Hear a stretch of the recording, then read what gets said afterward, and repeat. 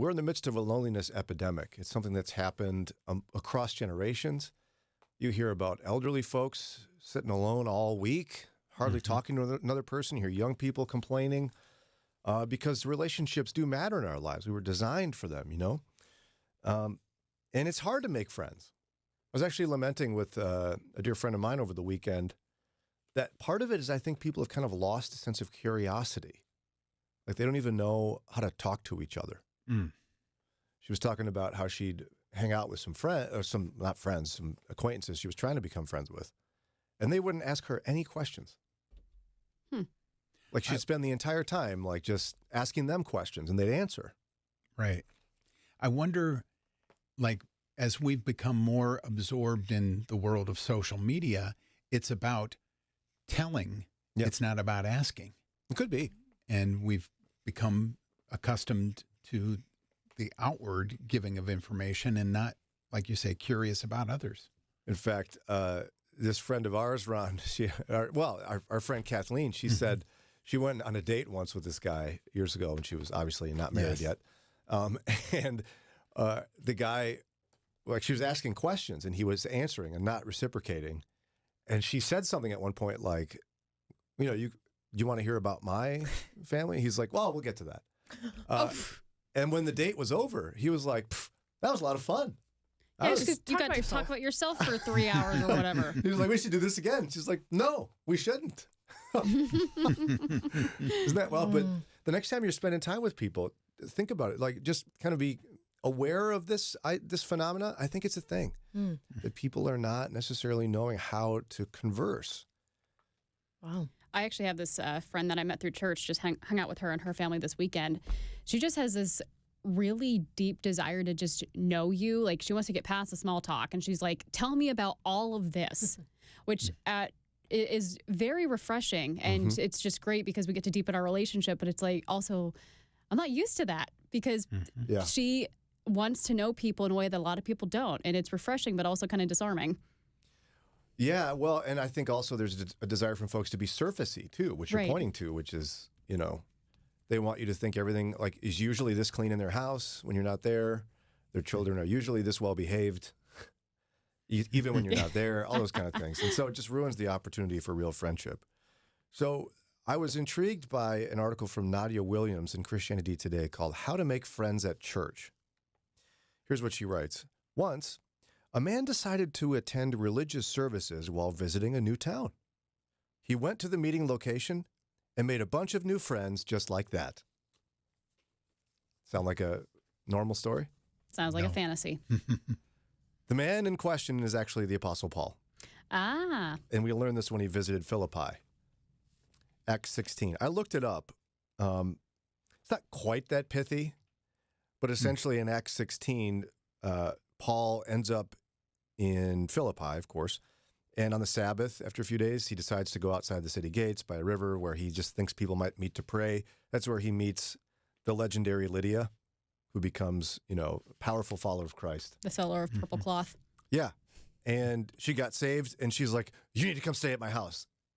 And they all stayed at her house then for the rest of their time in Philippi. But they became like best friends right away. It's not normally like that. Right.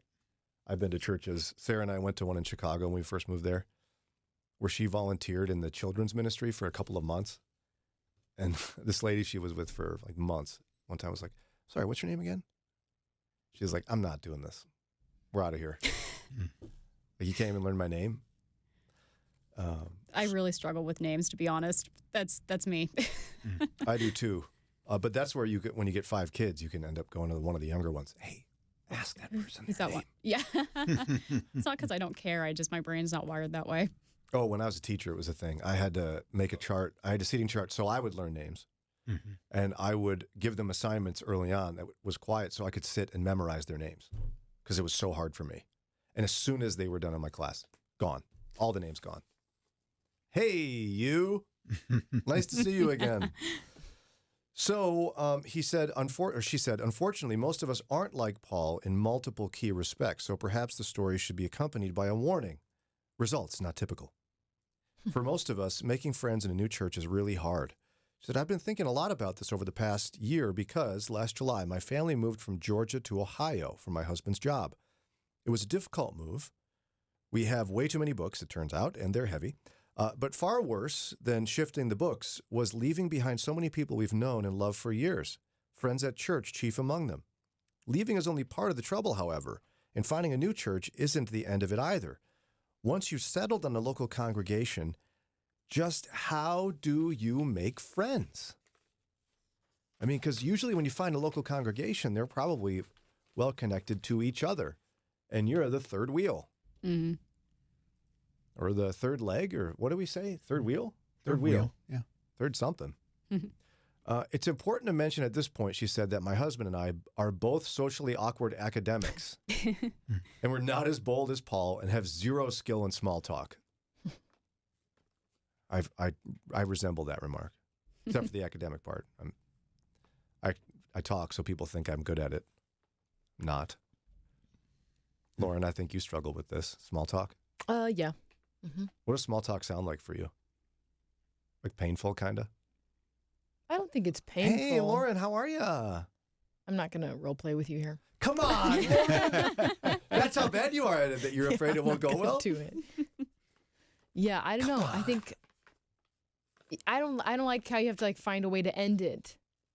It's always weird. It always makes me like feel nervous of like, how are we going to end this? Or like, how do I get out of here? Because you know they want it to be over relatively quickly. Yeah. And they don't really want to know how you're doing because they don't know you. And if you're really not like jiving with the person, you have to find an exit. And it's like, I don't know how to get out. Yeah. Auntie Deborah, she's right. It's a fifth wheel, not a third wheel. I was thinking about that. Like, it's only a problem if you're on a motorcycle, but that's not really a problem. Then you have a trike. Yeah. And you're doing maybe better than you did before. Fifth wheel. Yeah. So somebody might go, oh, Lauren, a cute blouse. Or they won't say Thank you. Hey, ma'am, a nice blouse. Thank you. I got it at wherever. I love that place. Are you new here? Yes. Is that your tone? With you. Daria, you guys made friends pretty fast at your new church. How did you do that? I got vulnerable. I went to this event and I was having a really hard time. And so this lady, my friend, her name's Amanda, she just kind of grabbed onto me. And I haven't known her very long, but we've developed this really beautiful friendship where she's like, she wants to know me at a deeper level. And so we really skipped over the small talk because we have this thing in common. And one of those things is we just really desire to know people better.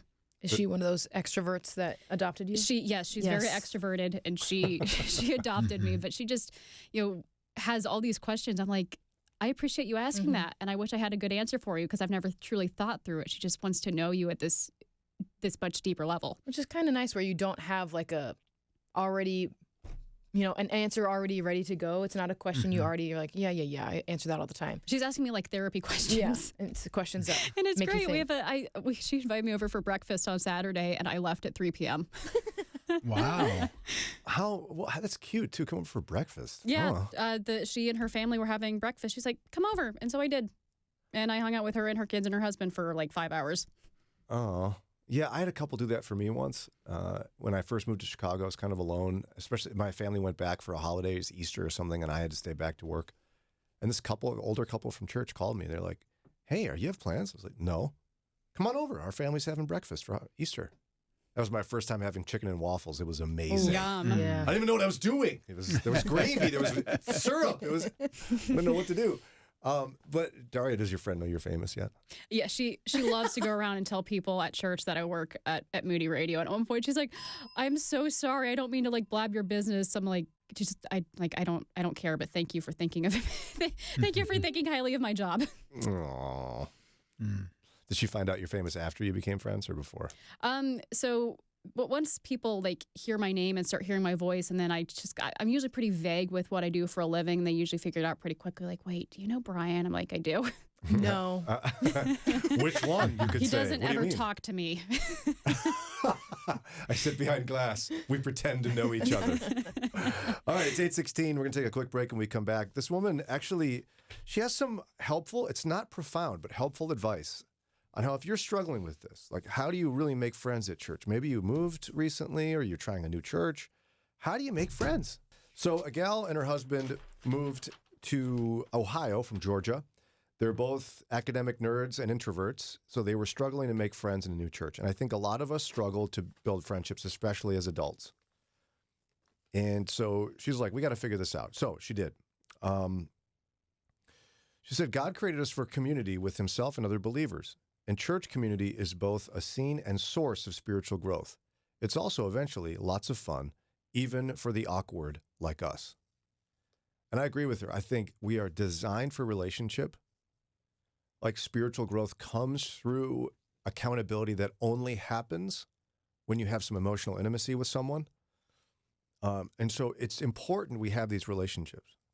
I think it's a vital part of church life. Mm-hmm.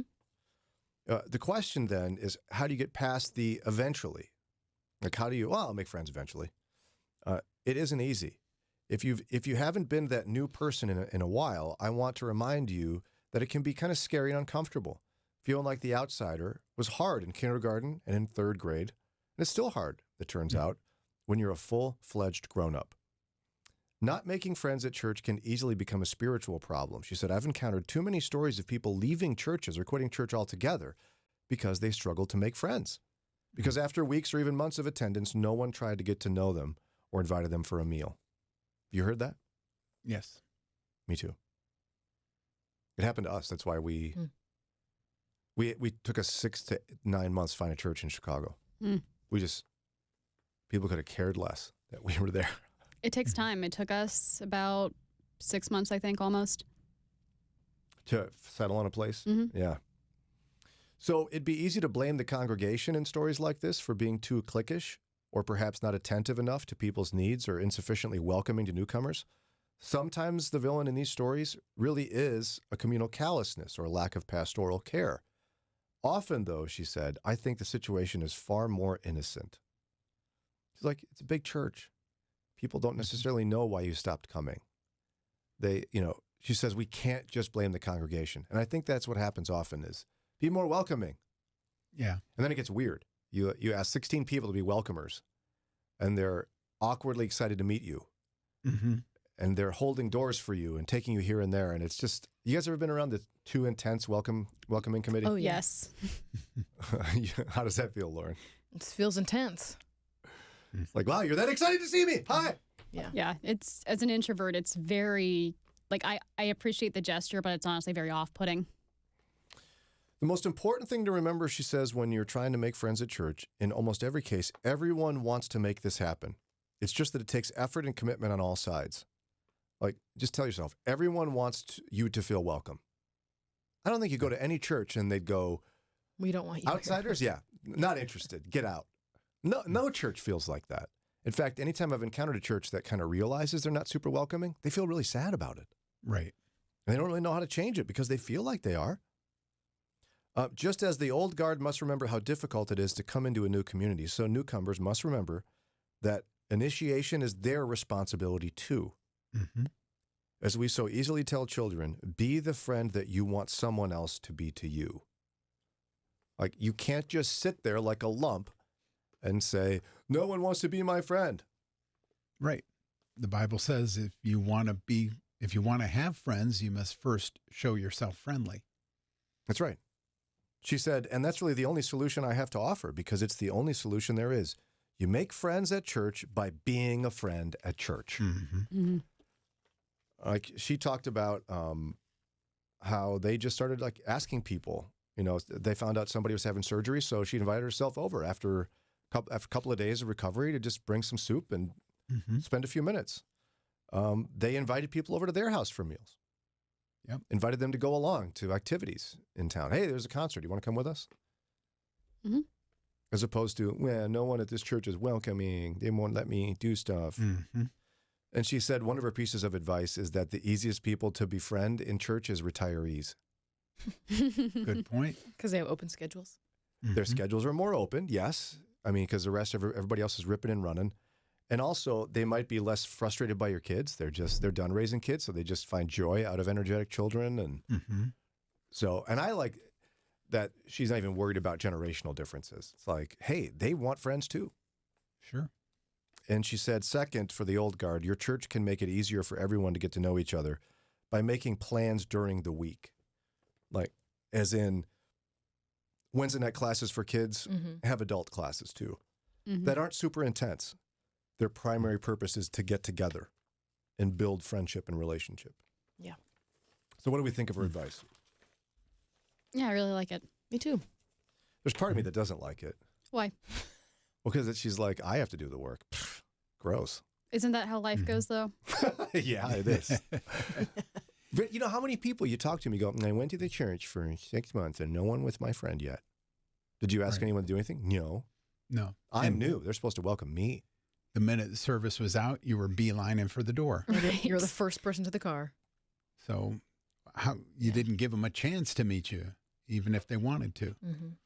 It's hard, though, when you're an introvert. Yeah, I think we talked about this with Pastor Nick last time he was on, and he said maybe it means you come a little bit early and you have time to hang around, or you plan to stay a little bit later and you have time to hang around. You're not just going in and out of the service. And from a church perspective, one of the things we've done at Polaris is, like, from time to time mention, if you're newer to Polaris within the last 6 months, we'd like to, get to know you better. So we're going to have a lunch after the 11 o'clock service on this day and announce it, 6 weeks in advance. And it'll be in this room right across the hall from the auditorium, the sanctuary. And that way they've got time to plan for it. They can build up the courage if they're an introvert and say, you know what, I can do a lunch. I can make it through.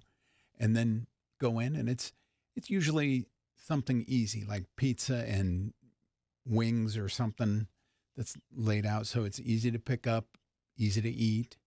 You don't feel like it's very intensive, but it's a chance. The leadership of the church will be there, and they'll, I'm sure, make their presence known to these people and be like, oh, great, how long you been coming? Yeah. If you noticed them, oh, I see you sitting over on the left side about halfway back, right? Yeah, okay. And you can chit-chat over some pizza. Mm-hmm. Have you and Eddie figured out a strategy yet? Because you're going to have to get to know people. And you two say less to each other than most people say to strangers. Yeah, Eddie's talked about joining, like if they have, volleyball or racquetball or whatever, stuff like that. What about you? Yeah, I don't know. You sometimes come across a little icy. I'll have to find some groups to join. A lot of churches have mom groups. Yeah, so I'll join some groups. It's hard, though, isn't it? It is hard. It'd be easier if we all had the experience Daria did, where an extrovert just adopts us against our will. Maybe someone will. Well, I mean, I got adopted because I was vulnerable, and that was really hard for me. So you're saying it is a two-way street. Yeah. Trying to get out Give of Daria her credit. Well, I admire Daria. That was a good way to do it. And it's obviously a healthy church culture in the one you're going to, if that's what happened. So there you have it. Introverts adopt. I mean, no, I don't need more introverts. Extroverts adopt me. Yeah, like if you see someone in church who's pretty quiet and looks like they don't want you to talk to them, that's an introvert. It could be Lauren. I just kind of keep my head down during the let's all greet each other. I don't like that. Yeah, that's uncomfortable. You know what Sarah's discovered too is a lot of people who come across as unfriendly are actually maybe a little anxious. I get really overwhelmed when there's all these people turning to me. It's not that I don't want to talk to you. It's a lot. Yeah, we used to call it the 5-minute party where you turn and greet your neighbor. No, I did not like that. No. 5 minutes is too long. Let's be honest. 10 seconds is too long. Yeah. Sometimes I have to go to the bathroom here. Let's get out of here. I say hi to my children. I have a lot of them, so if I go real slow. Babylon Bee once did an article where they had these like medical bracelets for introverts. It said like "Do not greet for church," and I said I need one of those. That's great. I went to a church one time that you sign a guest book when you come in if you're new. Oh. And then they took the guest book. Oh no! During the service, and had each person stand that signed their name on it. I'd walk out. No, I wouldn't stand. I wouldn't. Sarah wouldn't. No, one time that happened to her. She's like, no, I'm not standing. I don't need people looking at me. I was waving. I was like, hey, everybody, how are you? Like a politician.